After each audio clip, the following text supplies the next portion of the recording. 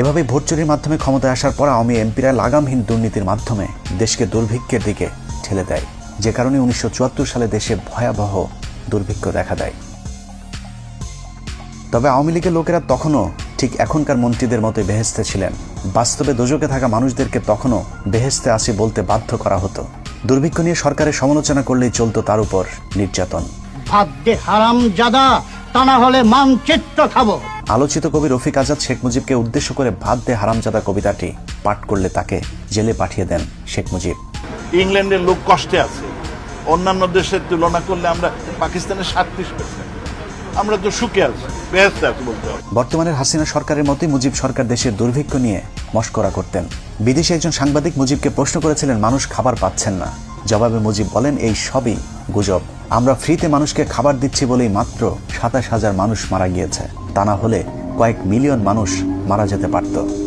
It seems that many people, perhaps tens of thousands of people, are simply not getting food in this country. It's not correct. Then 27,000 people could not even die. 27,000 মানুষ মারা যাওয়াকে শেখ মুজিব কিছুই মনে করেননি, যে কারণে 1974 সালের দুর্ভিক্ষের পর সারা দেশের মানুষ মুজিব সরকারের বিরুদ্ধে ক্ষোভে ফুঁসে উঠেছিল। শেখ মুজিব তখন বুঝতে পেরেছিলেন দেশে গণতন্ত্র থাকলে বেশি দিন আর ক্ষমতায় থাকা যাবে না, যে কারণেই তিনি বলেছিলেন আমাদের যে অবস্থা, আগামী নির্বাচনে আমরা 25-30টির বেশি আসন পাব না, তখন স্বাধীনতা বিরোধীরা আমাদেরকে কচু কাটা করবে। এই উপলব্ধি থেকে শেখ মুজিব জোর করে ক্ষমতায় থাকতে বাকশাল গঠনের পরিকল্পনা হাতে নেন।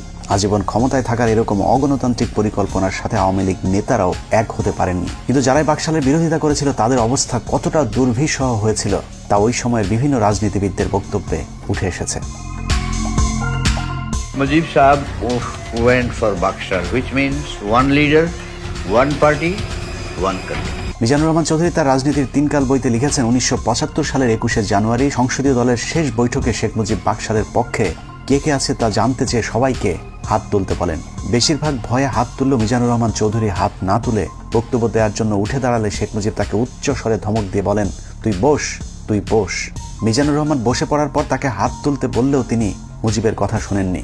এরপর সংসদ থেকে বেরিয়ে বাসায় গিয়ে জানতে পারেন শেখ মুজিব স্বরাষ্ট্রমন্ত্রী মনসুর আহমেদকে নির্দেশ দিয়েছেন মিজানুর রহমানকে কিছুদিন জেলে আটকে রেখে তার মাথা ঠান্ডা করবার জন্য।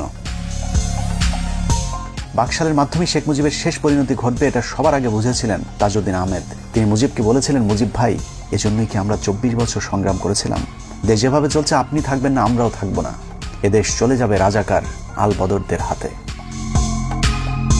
ব্যারিস্টার মইনুল পরিকল্পনা করেছিলেন অন্তত 25 জন এমপিকে যদি গোপনে বাকশালের বিরুদ্ধে দাঁড় করানো যায় তাহলে চতুর্থ সংশোধনী পাশ করতে পারবে না। এই পরিকল্পনা শেখ মুজিব জেনে যাবার পর সংসদে ঘোষণা দেন বাকশালের বিরুদ্ধে কোনো এমপি বিরোধিতা করলে তাদেরকে জবাই করে টুকরো টুকরো করে কুকুর দিয়ে খাওয়ানো হবে। এভাবে ক্ষমতার লোভে সংসদ, সংবিধান, আইন, বিচার, শাসন সবকিছুকেই কুক্ষিগত করে দেশকে এক নরকে পরিণত করেছিল শেখ মুজিব।